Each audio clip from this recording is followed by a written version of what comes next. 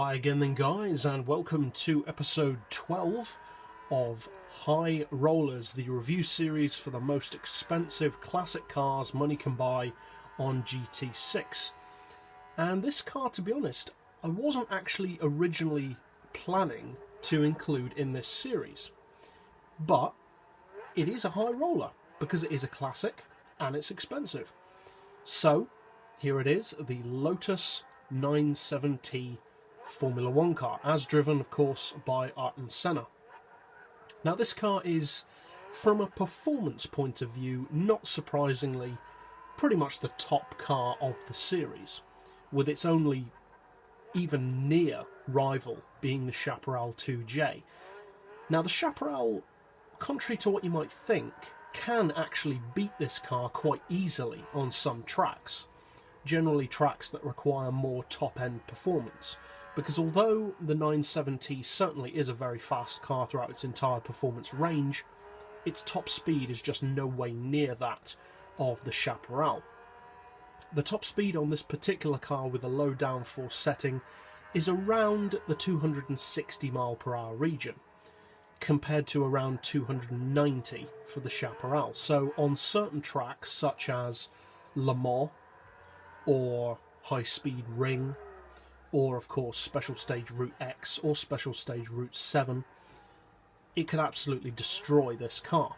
However, on most tracks that require more high-speed cornering and more technical tracks, such as here at the Nürburgring Ring or Laguna Seca, or most tracks in general really, the Lotus does have the advantage. Now, one of the great things about this car is the price, because as far as the High Rollers series goes, this is one of the cheaper models.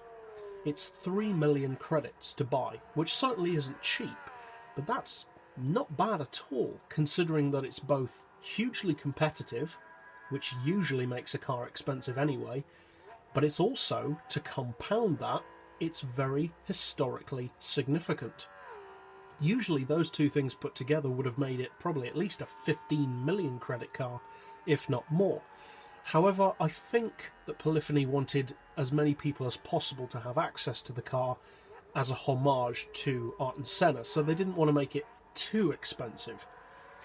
Which is fair enough, because it means it's something of a performance bargain. Now, it's 1 million credits more than the Polyphony Formula Gran Turismo, but I would say it's a better machine overall. It's significantly more powerful than the Polyphony.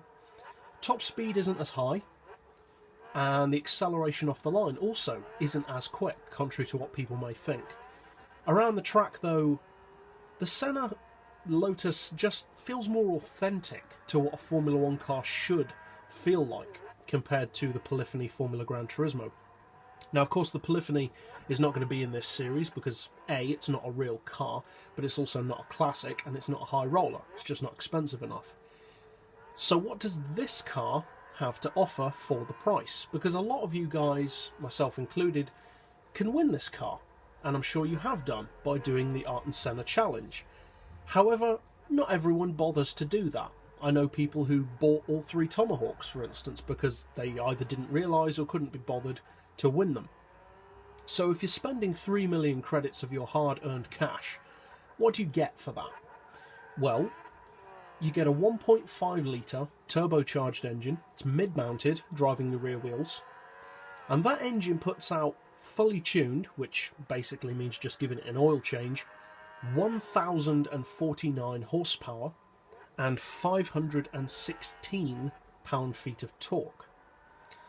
Combine that with the fact that this car only weighs 540 kilos, which is around the same as a Red Bull, and this car produces close to 2,000 horsepower per tonne. That's pretty high. The PP is also pretty high on this car at 902 PP once you give it an oil change. If you don't give it an oil change, it sits just under. I think it's 898 if I remember correctly. Most people though probably give it the oil change.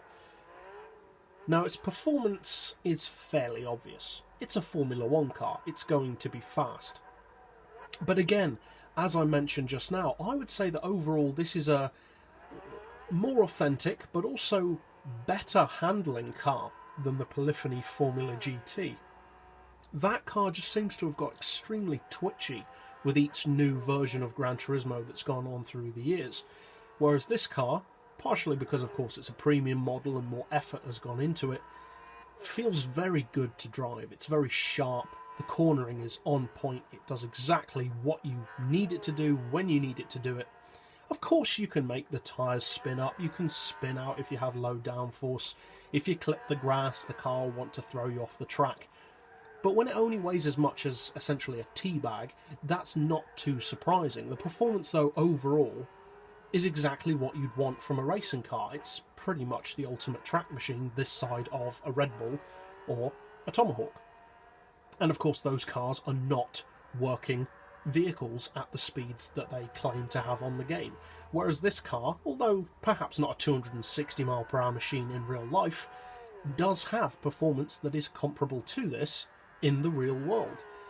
So overall, it's possibly the best value car of this series overall, because it does what all of the others do, which is makes a fantastic collector's piece, but it's actually also a collector's piece that can beat almost anything around the track. So I think most of you guys probably already own this car and you've just watched the video just to listen to the car in general. But if by some chance you don't own the car or haven't driven it yet, of course I would recommend that you give this car a go, because for 3 million quid, it's pretty much the best car you can get for that kind of money. So that's it for this episode. I'll see you guys next time, and as always, thanks for watching.